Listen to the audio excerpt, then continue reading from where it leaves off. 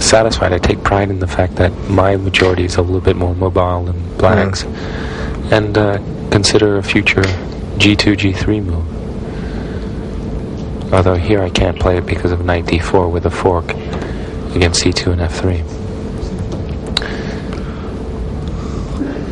And he has to watch out now. Black's might come into g5 if he's not careful. Yes, this was an excellent move by Tal, unless c2 is hanging. I thought that knight g3 blocking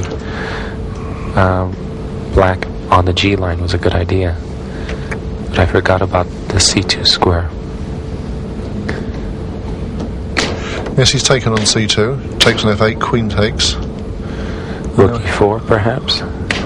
I was a little surprised. I think that Tal made a mistake with his last move, rook f8. Rook e4, queen c check, queen c1 check could have been answered by knight f1. So what's the time situation? It looks as if Vaganyan's got less than a minute, Tal has just over a minute. In fact, Vaganyan's won a pawn and Tal's pieces are bunched in the corner. Things are not looking good for Tal on the board. On the board, things are looking bad. Bad, very on bad. The clock, the game is over. Vaganyan has 19 seconds. Make that 17, 16. It's very unlikely that Vaganyan could make all of his Tal must moves. bring his queen in. Bring in the queen. Oh, this is getting very dangerous. Vaganyan's pieces have wandered off centre. White's bringing every piece up. Check. Queen in threatening discovered. Check. Yes, Tal is going to win this game on the clock. I don't think, looking at Vaganyan's flag, it's just... Well, they both have attacks now. What on earth is happening? Queen c5 check. This just came out of the blue. If Tal doesn't get mated in the next few seconds, yes, there's the flag. Immediately, the arbiter must call the flag. Yes. Tal wins. Tal wins, but the position looks like a draw now with perpetual check. Yes.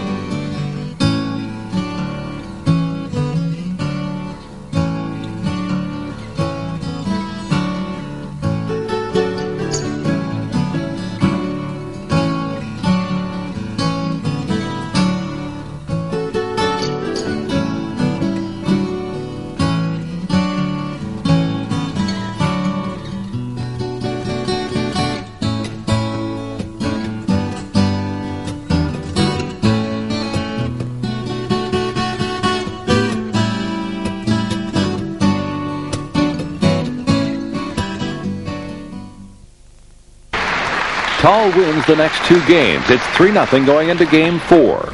Boy, the wonderful thing about watching Tal play chess is his ability to play so many different systems. I mean, it's like you're not going to, if you're going to bust him in one area, that's fine. He'll just find some other system that he can fall back on, and he just plays so many things. So here we have a kind of English, King's Indian. Right. Is this anything at all for... Tal sacking a pawn. Very interesting. Well, this is a major theoretical dispute.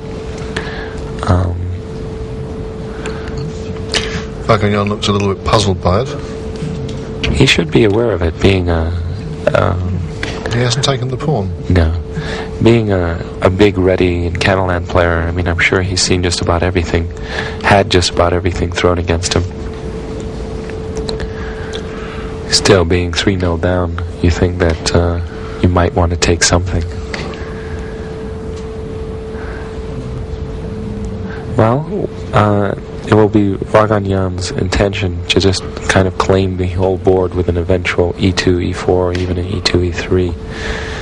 Very difficult for Tal to create counter chances. Well, he's going to play b5. Precisely, that's his major aim at the moment, b7, b5.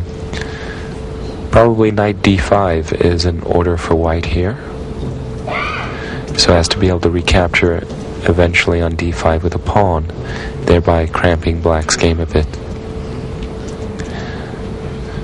a2, a4 just doesn't inspire. And he allows b5. An interesting, if somewhat unusual, decision by Vaganyan. Tal's played it, and he's going to take back on c4 with the knight, obviously. Again, here we're seeing a little bit of Vaganyan's originality and creativity at last. Typical of Vaganyan to come up with a very unusual strategical concept. I like so his position. I like his position. Yes. But Black can't really attack him in any way. It's a kind of impervious position. Black can't move any pawns.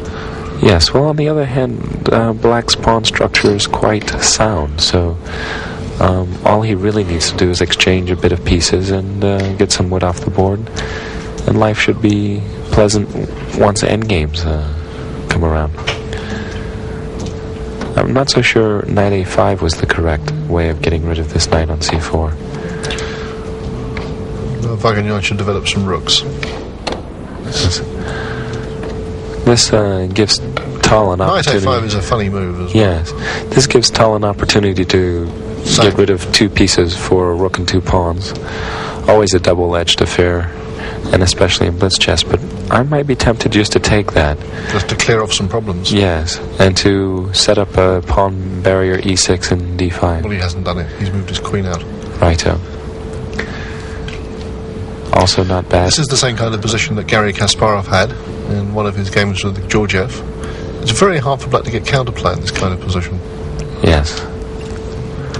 Rook c2, an interesting move, preparing to double rooks on the c line and eventually play knight a4. I wonder if Tal's ever thinking about playing bishop h6 in a position like this. Just to annoy White a little bit, and perhaps about to move f4. That would be more than annoying, in fact. Now he's done it. Now he's done it. Yes. He's made the sacrifice. I'm not so sure it works, because it looks to me that there's going to be a knight d5 in the position. Right about now, in fact. Yes, now. And there's this sudden, enormous problem on c8. Well, the game is over. Tal's completely lost. Queen takes c2. And you're a piece down. For nothing. And being attacked, I might add. Yes, this is hopeless. Let's look at the time. A quick time check tells us that Vaganyan has plenty of time, in fact. Yes, he's just a piece up. Just a piece up for nothing, yes. 2 pawns, but that a pawn is a very scraggly looking thing. A problem child. Bishop a3. No, he's taken on g7. Now take on b1. Take back, king takes. And now it's the normal problem in a blitz game where somebody wins material. He's actually got to try and win the game. It's so difficult to do this. But this was very silly for Vaganyan to trade bishops. I would have played bishop a3 and eliminated that knight on d5. It wasn't such a great idea to trade queens either. So often we see these endings where it's difficult to win. Yes. And now Tal is going to play something like d5 and king d6. It's a solid position. Yes. Well, still knight a4 by white should certainly eventually win the game. Knight a4 better be played soon, otherwise it's going to be a dead draw. Yes. And he won't. Yes, he'll move the knight. No. Oh, what? What? Oh. That was what we call a hand check. Should be 7. Must admit, Vaganyan's play thus far in this, what is in reality a technical win, has not been very. Tal's job is to trade pawns like crazy, because at the end of the day, white's got the wrong coloured H pawn. And of course, his A pawn for black is still on the board. Check. Tal must trade pawns on the king side somehow. The more pawns he can trade, the better his drawing chances. F5, yes? Yes, I think this was a good move by Vaganyan nonetheless to provoke F5. But I don't understand why he didn't go back with a knight to prevent... Bishop F7 I find meaningless. Yes. What? Now he's trading that. pawns. Well, at least he hasn't got the wrong coloured H pawn anymore. He's got rid of it. And Tal's knight comes back in the game. White having 2 pieces against 1. Black 2 pawns in compensation. And Tal... It's shocking how ineffectual Vaganyan's extra piece Check again. has been thus far. Out comes the knight again. King d3. And again a head check by Vaganyan, and this time reveals that he has a minute and a half. My God, Trading another pawn. Continues to exchange pawns. But at least he's fixed a black pawn on F5 as a weakness. It's difficult. Huh? No, he's What was that? Bishop was going to G8 and then moved to H5. I don't understand why it was necessary to move to H5. Attacking the F4 pawn. Bishop F7. Out again. How about King D4 sometimes? Now he's pushing... Yeah. This is very interesting, that Tal has now two pawns, 2+ pawns on the wings. And time about level. Both just over a minute. I'd recommend knight c3, Yes. which has been accepted. Bringing his knight out. Staying in touch with the F4 pawn. Oh, now Tal pushes the A pawn. Check. He's winning the pawn on F5, perhaps. Yes, but he's not got to cope with the pawn on A3. Oh my God. How's he going to stop that? How's he going to stop it? Unbelievable. How does he stop it? How does the knight get back? It doesn't. It doesn't. He may as well offer a draw here. At least salvage something. Tal has just been amazing. Atrocious technique by Vaganyan. He's resigned.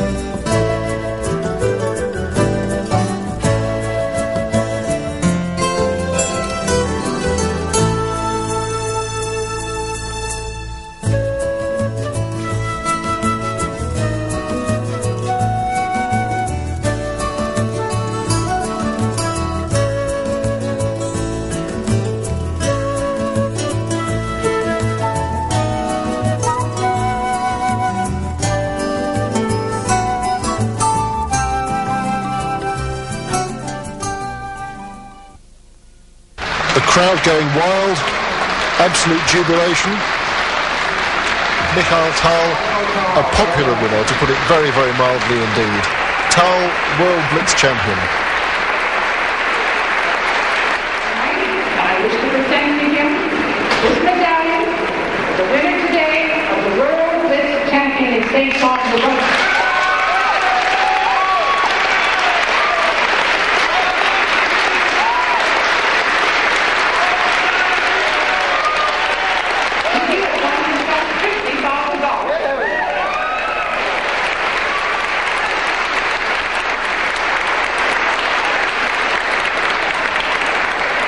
To a gentleman who has come second, a check for $10,000 to Raphael Baggins.